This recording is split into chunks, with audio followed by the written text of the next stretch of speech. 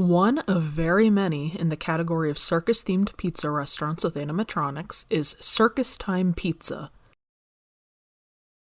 It opened in March of 1983 in Flint, Michigan. It was inside of the small mall, which, as its name suggests, is a tiny one-story mall in Flint. It is still open today under the name Dort Mall. The owner was a man named Cass Oppeit, a Flint hotel manager and event promoter who seems to have wanted an exciting way to get into the arcade restaurant business. He partnered with Neil Mason, another Flint local who was a radio executive. Cass was a big deal, named Businessman of the Year in 1971 by sales and marketing executives of Genesee County, and author of a book on the hotel business. Surely, someone with this much experience and knowledge of business would create a successful place. Advertised as having the greatest pizza on earth, they also had tacos, hot dogs, Italian sandwiches. Sounds like this place had it all. It advertised its entertainment as life-size robot stage shows, and the only animated stage show of its kind in the world. As for other offerings, they had the typical arcade games and skee-ball, and some sort of money machine? And don't forget the free Circus Time buck. Vote down below, what's your favorite? A Chucky buck, a Billy Bob buck, or a Circus Time buck? A different ad tries to sell you on their birthdays and reads, Circus Time Pizza, with the help of a 747 jet, a motorcycle, a policeman, and the 120-piece Southwestern Marching Band has the best birthday parties. Whatever that means. The main show is housed on a large stage in the dining room. The show was circus-themed, of course, and through a photo we can see they appeared to be situated in front of a circus train. Notable is the clown character, who is their mascot, Jel E Bean. He's wearing this striped outfit, which, according to an employee, they were all forced to wear too. Also, for some reason, Pink Panther is there chilling with them. We can see in an article that the band cost $185,000 when new, which is insane if true, considering a brand new 3-stage Rock-afire explosion was $100K. About $80,000 for the show itself and $20,000 on extras like equipment.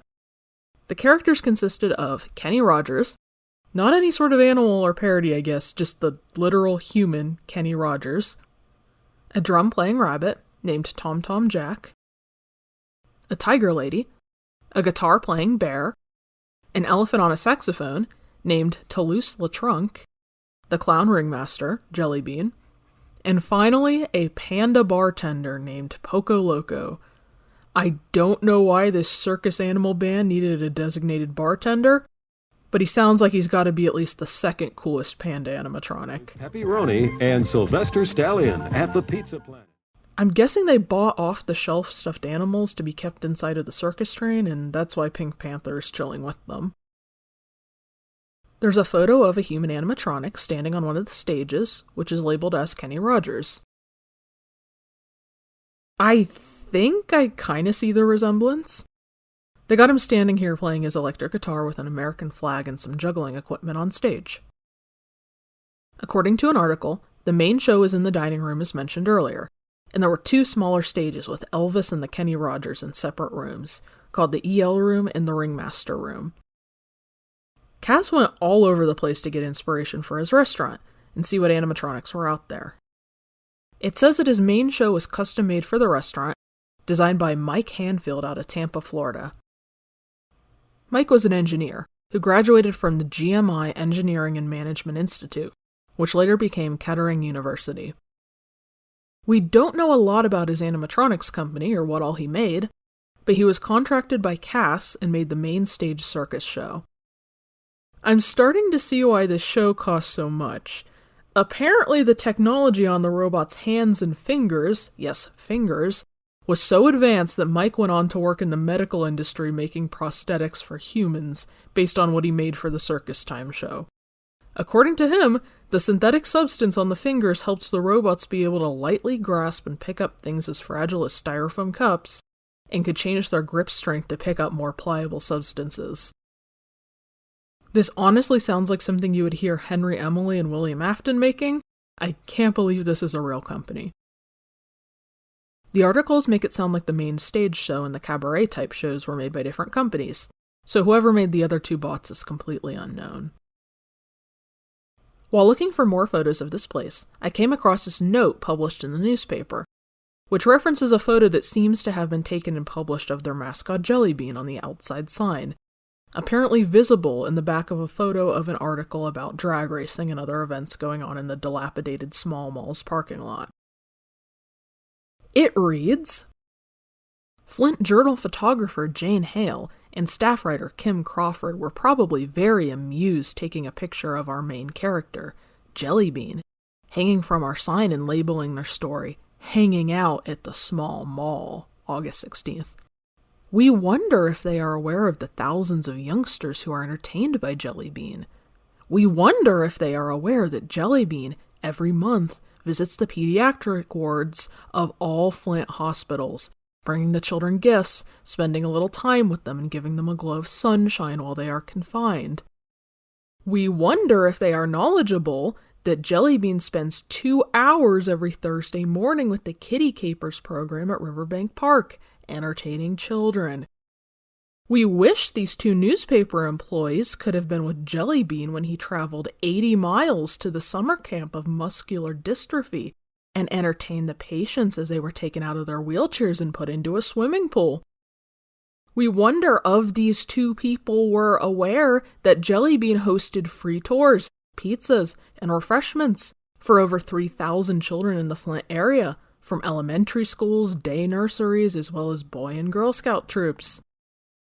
We wonder if Jane and Kim are aware that Jel E Bean has been their main attraction to over 1,200 kids celebrating their birthday parties. We wonder if these 2 people were aware that Jel E Bean assisted the Whaley Home for Boys in their Return to Jedi benefit, helping to raise several thousands of dollars. Maybe these 2 newspaper employees were not aware of all these facts. That's why they associated Jel E Bean with the mess at the small mall parking lot, over which the Flint Police Department has no control. Circus Time Pizza employees, Flint. It is important to note that all 14 employees signed off on this letter, and the editor's note at the bottom counters with a bit of sass about how the restaurant and its sign were not important to the article whatsoever. So, whatever happened to this place? Did it stay open long? Yes, as predicted, the bankruptcy auction shows up right on cue the very next year on June 4th of 1984. The place was open for 13 months and then closed, with April being when it shut down for good. The owner Cass apparently blamed all those rowdy parking lot kids on the restaurant's downfall. Not too sure about that, but that's what was reported. During the bankruptcy auction, that $185,000 show went for just $10,000. It sold to the owner of a bunch of Little Caesars franchise stores, who said he wanted to install it in a new Flint location.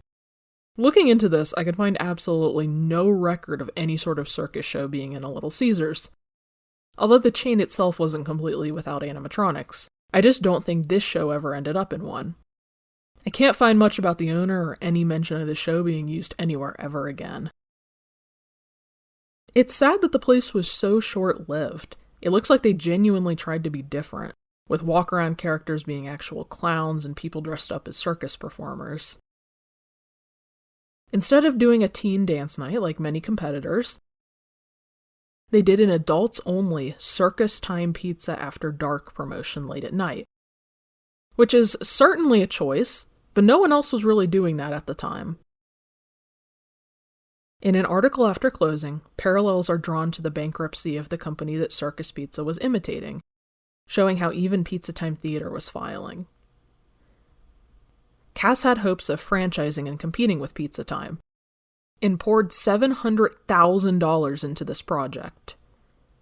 It sounds like the project was overly ambitious even from the start, with his business partner Neil filing a lawsuit against him only 4 months into their partnership on behalf of mismanagement. In an article that interviews a ShowBiz manager in the area that's competing with Circus Time, Cass boasts about all the money he spent touring the country buying animatronic shows, and how he had dropped $185,000 on one of them. The ShowBiz manager doesn't even want to mention the price of his, but mentions it was less than that. Even though the concept of robots was cool, the market was just too oversaturated, with Huckleberry Junction nearby and ShowBiz Pizza just down the road. Cass still blamed those rowdy youths and obnoxious young people on his failure, although in this same article they interview another arcade owner, who says he has no problem with rowdy customers due to him hiring a security guard, and points out the fact that Cass bought all of his arcade equipment instead of renting as a reason for potential failure. With the ungodly amount of money that was going into this place, running the cabinet so you could easily change out the games probably wasn't the worst idea to help save a bit of money.